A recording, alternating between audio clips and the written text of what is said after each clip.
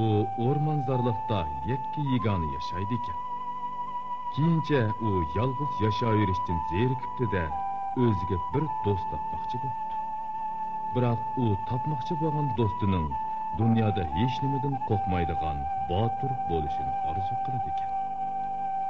Küçük do'st izlab yurgan kunlarning birida bo'rining tulkini adablayotganligini ko'rib qopti. Hey, yo'qol!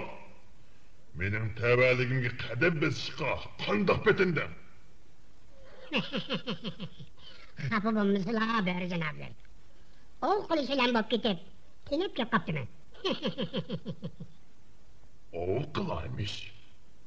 Hey, tulki! Mening oldimda o'to'g'riliq gap qilishdan uyalmamsan.